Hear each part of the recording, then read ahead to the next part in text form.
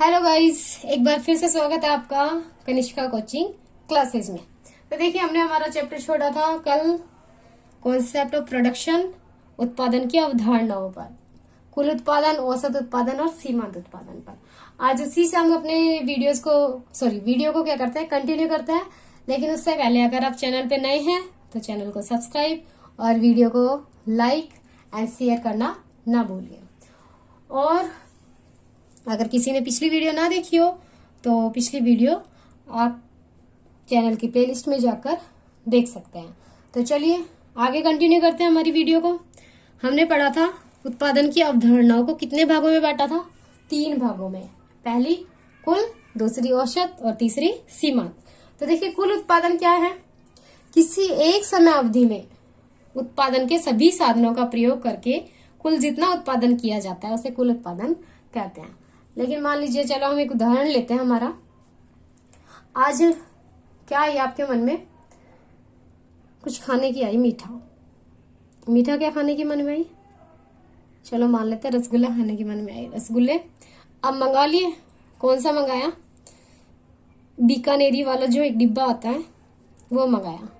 अब उसमें आप खाने से पहले चेक करते हैं या फिर खरीदने से पहले चेक करोगे कि इस डिब्बे में पीसेस कितने आते हैं, कितने पीस हैं। या फिर मान लीजिए आपने आज घर पे बनाना सोचा, तो घर पे आप सोच लो कि इस सामान से कितना प्रोडक्शन आप कर सकते हो। तो आप कोई भी सामान लाकर उससे कितना उत्पादन कर सकते हो, यानी कि टोटल आप कितनी यूनिट आउटपुट के रूप में दे रहे हो, वो क्या कहलाती है? आपकी कुल उत्पादन कहलाता है। तो देखिए क्या है कुल उत्पादन? किसी एक समय अवधि में, यानी कि एक टाइम पीरियड में उत्पादन के सभी साधन, यानी कि जो भी साधन है, भूमि है, पूंजी है, श्रम है, साहस है, तीनों चारों जो भी साधन आपने यूज में लेकर जितना आपने उत्पादन किया है, जितना आपने प्रोडक्शन किया है, जितना आपने उपयोगिता का सर्जन किया है, जितना आपने उपयोगिता का निर्माण किया है, उसे हम क्या कहते हैं? कुल उत्पादन कहते हैं। तो एग्जाम में कुल उत्पादन आएगा तो आसानी से लिख दोगे कि एक टाइम पीरियड में उत्पादन के जितने भी साधन हैं, उन साधनों का प्रयोग करके जो हमने उत्पादन किया है, यानी कि टोटल जो उत्पादन किया है, कुल जो उत्पादन किया है, उसे हम क्या कहते हैं? कुल उत्पादन कहते हैं। इसकी गणना 2 तरीके से कर सकते हैं। अब देखिए, कुल उत्पादन की कैलकुलेशन, मान लीजिए क्वेश्चन आ गया तो किस तरीके से करोगे? पूछ लिया जाता है फॉर्मूला 1 नंबर में, और 1 नंबर भी हमारे लिए क्या रखता है? बहुत मायने रखता है, क्योंकि इकोनॉमिक्स में या फिर कोई भी सब्जेक्ट, मान लीजिए कोई भी कंपटीशन एग्जाम में 0.25 से भी आप रह जाते हैं, तो आज आपके लिए क्या है? ये 1 नंबर भी बहुत ज्यादा इंपॉर्टेंट है। तो पूछा जाता है कि टोटल उत्पादन की गणना किस सूत्र से की जाती है? तो इसको 2 सूत्र से हम क्या कर सकते हैं? 2 विधियों से, 2 तरीकों से हम क्या कर सकते हैं? गणना कर सकते हैं।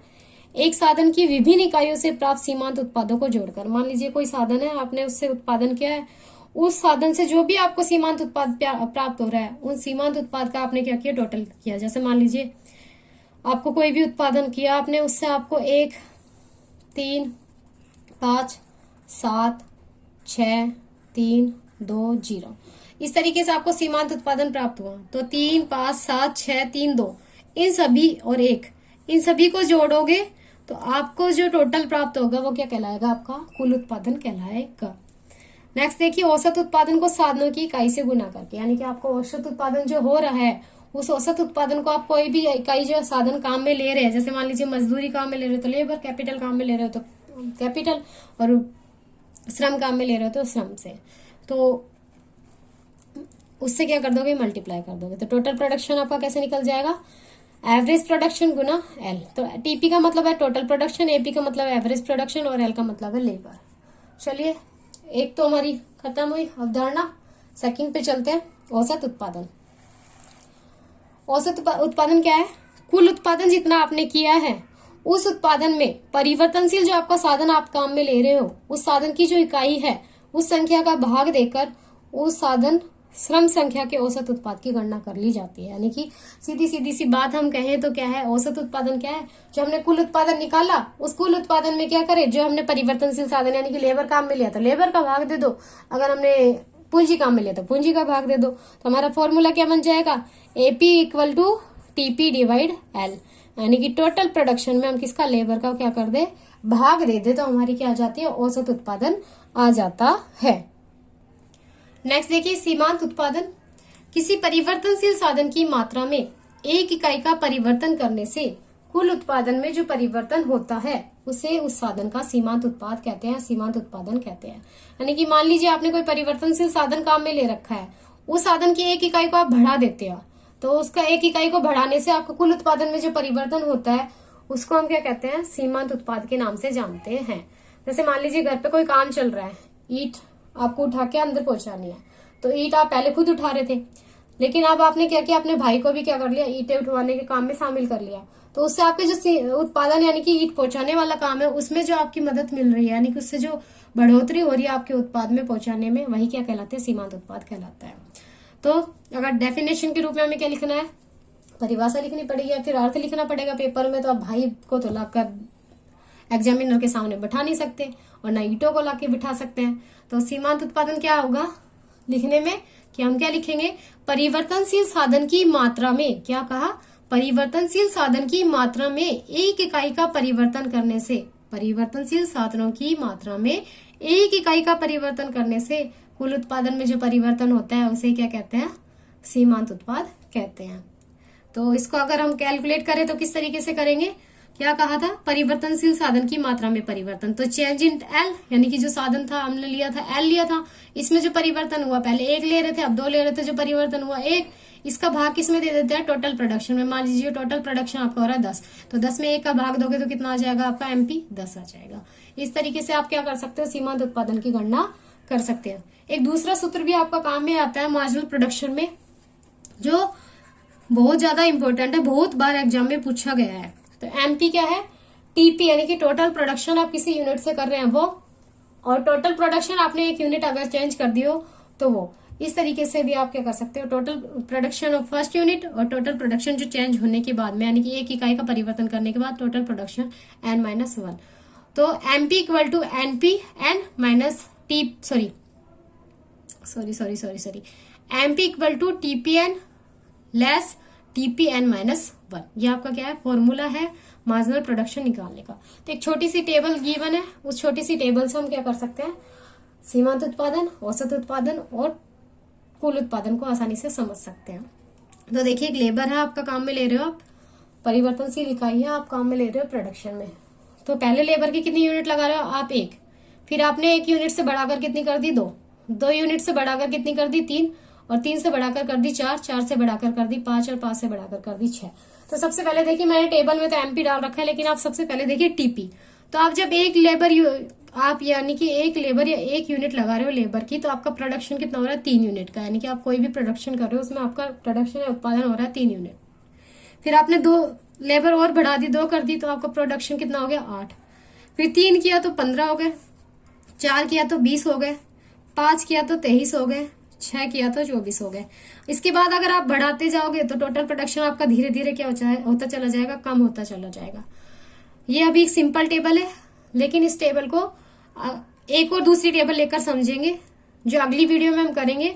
उसी से कुछ रूल्स या नियम से निकल के आएंगे, नियम निकल के आएंगे, जिसका छोटे रूप में हम चर्चा यहाँ कर लेंगे, लेकिन बड़े रूप में चर्चा करेंगे अगली वीडियो में, जिसे हम परिवर्तनशील अनुपातों के नियम से जानते हैं।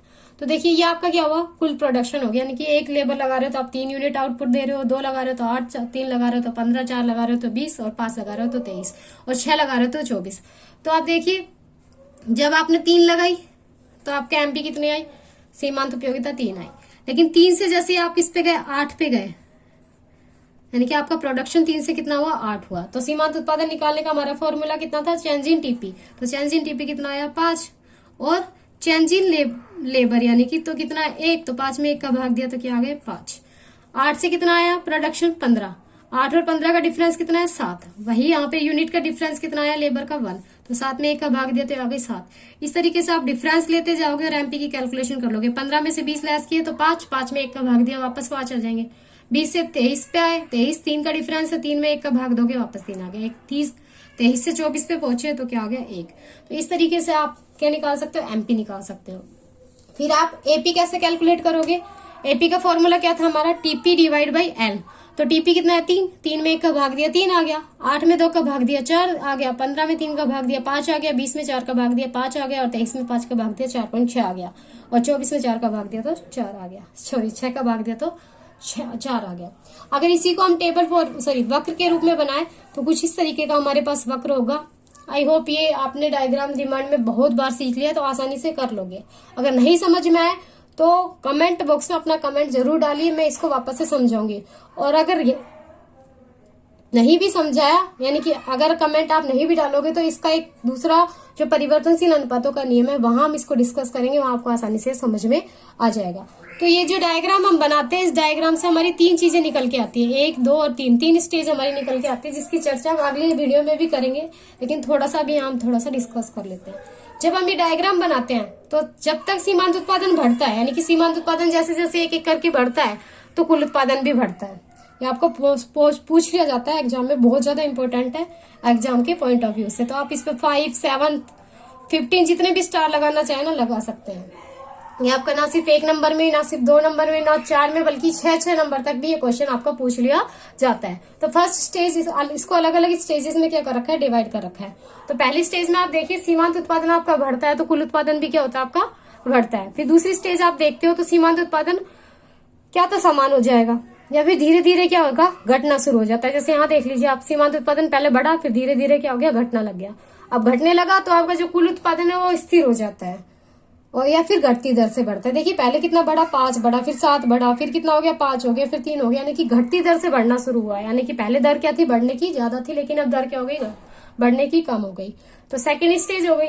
अब थर्ड स्टेज क्या है, तीसरी व अंतिम अवस्था में क्या होगा, सीमांत उत्पादन घटता चला जाता है और ऋणात्मक हो जाता है। इसके बाद अगर हम 1 यूनिट और यूज में लेंगे तो हमारा सीमांत उत्पादन में क्या हो जाता है, नेगेटिव होना शुरू हो जाता है ना, 0 होता है, फिर नेगेटिव होना शुरू हो जाता है। और जब सीमांत उत्पादन घटता है, ऋणात्मक होता है, तो कुल उत्पादन भी क्या होता है हमारा, धीरे धीरे घटने लग जाता है। तो इस तरीके से क्या है, 3 स्टेजेस आपकी दी गई है। ये आगे और भी अच्छे तरीके से हम अगली वीडियो में एक्सप्लेन करेंगे परिवर्तनशील अनुपातों के नियम में। तो एक क्वेश्चन यहीं से मैं अभी बता देती हूँ, अगर कोई भी उत्पादक है उत्पादन करेगा तो किस अवस्था में करेगा, सेकेंड स्टेज में। क्यों करेगा सेकेंड स्टेज में, देखिए वहां उसको जो सीमांत उत्पादन है वो भी सेम सी मिलती है, यानी कि ना ज्यादा घटती नहीं है, और जो कुल उत्पादन है वो भी आपका सेम रहता है, यानी कि ज्यादा नहीं होता।